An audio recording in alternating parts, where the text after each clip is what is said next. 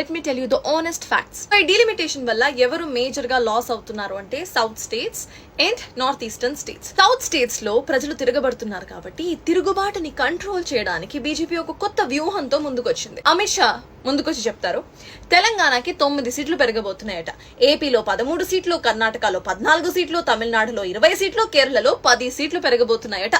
అట్టా ఇది గుర్తుపెట్టుకోండి. ఎందుకంటే ఏదైతే బిల్ పాస్ చేయాలి అని అనుకుంటున్నారో ఆ డ్రాఫ్ట్ లో ఎక్కడా కూడా ప్రోరాటా ప్రకారం 50% రైజ్ అనేది ఉంటుందని ఎక్కడా కూడా మెన్షన్ చేయలేదు. ఇది కేవలం మాట మాత్రమే, ఎక్కడా కూడా అమెండ్మెంట్ చేయలేదు. సో ఇది కేవలం ఒక వర్బల్ ప్రామిస్ మాత్రమే. సో నౌ కమ్స్ నారీ శక్తి.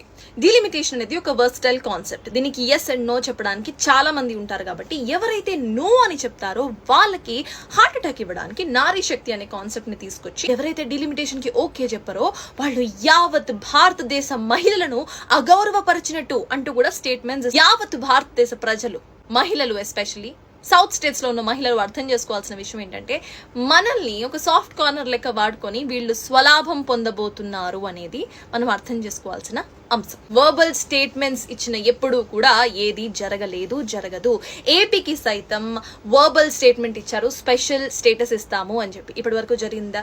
సౌత్ స్టేట్స్ లో ఎవరన్నా ఘోరంగా మోసపోయారు పొలిటీషియన్స్ వల్ల అంటే అది ఆంధ్ర ప్రజలే. విభజన దగ్గర నుండి ఈ రోజు డీలిమిటేషన్ వరకు పొలిటీషియన్స్ కేవలం వాళ్ళ స్వార్థ ప్రయోజనాల కోసం వాళ్ళు సెంట్రల్ గవర్నమెంట్ ఏమంటే అది సెంట్రల్ గవర్నమెంట్ కాళ్ళను పట్టుకోవడానికి కూడా సిద్ధమవుతున్నారు, కానీ వాళ్ళకి ఓటేసిన ప్రజలకు వాయిస్ అవ్వాలని మాత్రం కోరుకోవట్లేదు. మనం ఇప్పటి వరకు కమ్మ, కాపు, రెడ్డి అనుకుంటా ఓట్లు వేసుకుంది చాలు.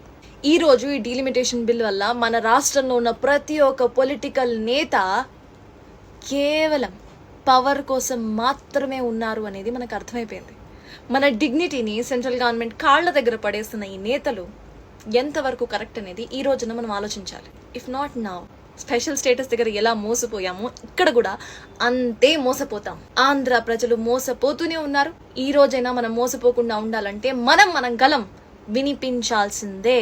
పొలిటీషియన్స్ కి గట్టిగా చెప్పాల్సిందే. అది చంద్రబాబు నాయుడు అయినా సరే, జగన్ రెడ్డి అయినా సరే, పవన్ కళ్యాణ్ అయినా సరే, వాళ్ళందరికీ చెప్పాల్సిందే ఏంటంటే మాకు బుర్రలున్నాయి, ఇక మీరు చేసిన డ్రామాలు చాలు అనేది.